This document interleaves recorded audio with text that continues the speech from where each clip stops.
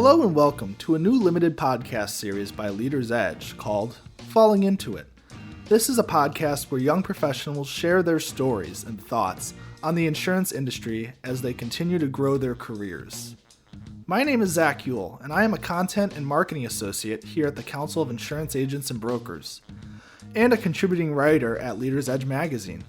My guest today is Isaac Lintz, a 28-year-old junior account executive with a bachelor's degree in business administration and management from the University of Northern Iowa. Lintz also played as a wide receiver for the university's football team. With almost a year and a half experience working in the brokerage space, I sat down with Lintz to discuss how being a college athlete influenced his future career in insurance, how he stays creative in a sales role, and what his future career goals are.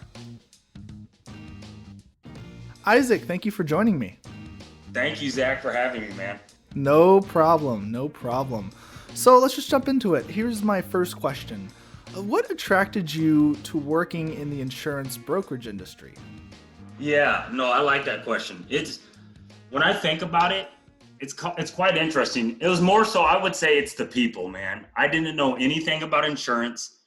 I've been in sales, used to work for a medical device company, and it's the people I grew up with. A lot of my friends who are like-minded, ex-athletes who are successful and around my age, decided to go to the insurance route, and I knew nothing about it through college. And I've been in contact with them, following their careers and seeing them prosper. And I just started reaching out to them, and it always interested me. So listening and seeing my friends become successful, me finding early success, it was almost like a match in heaven. So why do you think that there was a direct connection between being an athlete and going into the insurance space? I don't know if there's a direct correlation, but I think there's a lot of people, that I know of, that I was surrounded with, who are goal-driven and like to get after it. And I do see a resemblance as far as sales with athletes, with that enduring hard work, enduring coaching, goal-driven.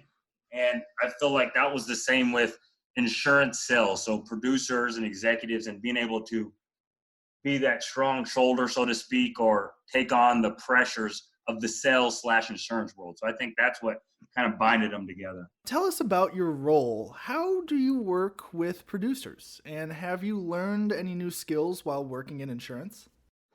Yes, I've learned a lot. But I'll first start with your first part of that. My role, so I started December 2nd, 2019. So it's a little over a year. And my role, I knew nothing about insurance. And my role for that is, I started December 2nd, started grinding away and just trying to find out as much knowledge, start the process of becoming an expert in insurance. My role was find out as much as you can, become knowledgeable. We already understand, how to sell and talk to people, but once we can get your knowledge up to speed with your sales skills, we think you can have a successful career. So my role right now is, for the last year before the pandemic hit, was almost like a redshirt year in football. I'll use a lot of sports analogies because that's my background, but it's a year where I don't have a number on my head as far as sales, but you're sitting and you're in the trenches alongside the other producers, learning as much as you can, knowing that one day in a year or two, it'll be your time to shine, your time to take over an account, your time to be that producer. So my role right now is learning. I have no pressures as far as clients or sales, but I'm bouncing around from service, sales, client interaction, meetings, just gaining as much knowledge as I can. I've learned a lot of skills, as I do every day, every year, being a parent, being a friend, being in sales. But with insurance, I didn't know, I guess, from not coming from insurance, how serious and demanding it can be. And I fully invite that. And my boss usually likes to say it's almost similar to being a company's attorney. When they trust you to risk manage their company, and you have that much trust in you as the broker, there's a whole bunch of skill sets that you have to learn and adapt to that I had no idea until I entered, So it's very exciting picking up on that now. And I'm just starting to tiptoe into that realm. So, as I understand, you majored in business in college. How did that impact your decision to work in the insurance industry? Yeah. So I didn't know exactly. I ended up graduating a year early because me and my wife had a son early, which was the best thing that ever happened to me. But I always heard from my parents, if you don't know what you want, get business. And I feel like you can pivot anywhere, understand business. So right away, I got into sales. I knew I liked commissions. I knew I liked, meeting people face to face. So while I learned and got a business administration degree, or a bachelor's degree, but a major in business administration and management, I just felt like I was equipped, to speak on business and speak on how companies work. With your background and your experience, what do you think you bring uniquely to the brokerage space? I feel like my experience and how I can communicate with people and being a real person, I think it will fit in perfectly with it. Being a broker is all about interacting, listening first and foremost to your clients, blending in with them, and figuring it out. Pretty much becoming an employee, becoming an owner of their company, so you on the back end can protect them. You have to get in there with them. And I feel like the only way you can do that is by being open, talking, assertive, confident. And I feel like those skills that I've learned and kind of were born with, I think will help me in becoming a good broker and being a good broker for whatever client comes my way. So, what do you see as the next big step in your career? I mean, again, being in sports and sales, I'm always looking for that big bang.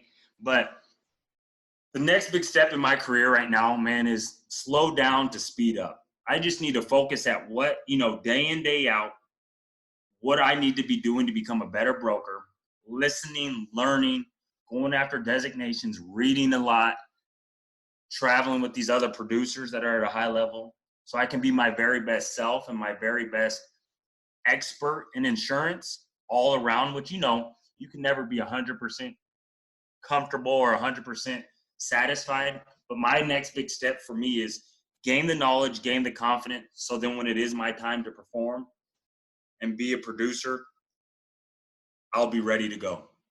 Do you have someone at work who inspires you? If so, how and why?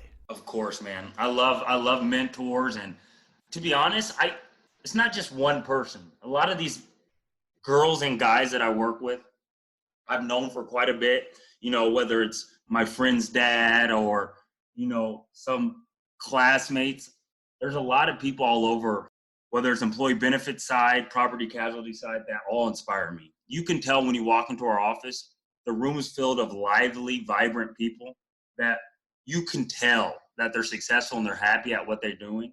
So I think it's the whole office, our camaraderie and the vibe you get when you walk into our office, as well as the expertise and how they hold themselves accountable, is what inspires me to not sleep at the wheel, so to speak, and get after it. How do you stay creative in your job? Man, that is a good question. And,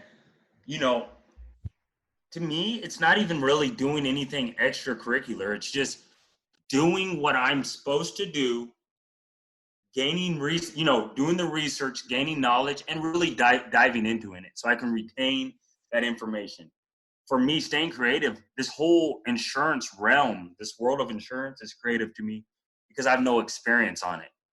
So once I look through the eyes of a producer, it's like, wow, I didn't know anything about this. So every time I go after a designation, read a new insurance book, insurance note online, an email, a policy, a coverage, that's what's keeping me creative and on my toes. I'll be honest. This question has been asked to me. It's been asked to so many other people, but I think it's important, even though it is kind of generic. Where do you see yourself in 15 years? Wow, that's I have heard that question before, and actually me and my wife ask each other that, Yeah. But to be honest, I just, happy. happy. Like I said, I've changed from medical device sales to insurance.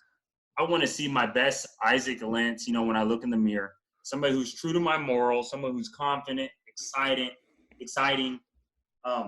vibrant, and just somebody who hasn't become complacent, somebody who's still chomping at the bit, excited to learn more, and always listening.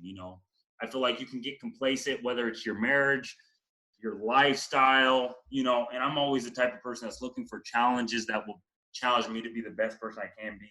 So in 15 years, I hope I can still look a little young and be in somewhat of good shape, and just a good person that's willing to give back to somebody like me that's starting as a new producer and hopefully be a successful producer. Let's say you're no longer an entry-level employee, and let's say you're longer in your insurance career. You have more experience under your belt. What would you say to somebody like yourself right now in the future to tell them about the opportunities of insurance? Yeah, that's a good question. And, it's always hard to see into the future, but Yep. what I could say today is you can never go wrong learning and becoming an expert.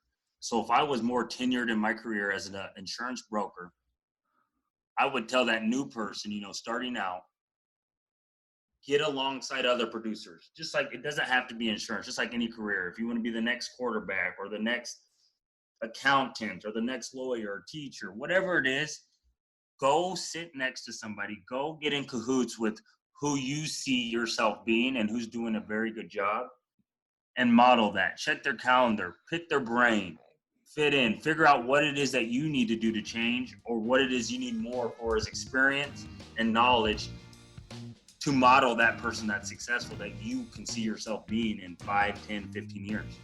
Thank you for joining me, Isaac. I can't say thank you enough for the opportunity to get on this podcast. Thank you, Zach. Thank you for listening to Falling Into It. Please listen to more of our podcasts and content at leadersedge.com or on our SoundCloud account. Till next time, I'm Zach Ewell. Have a good one.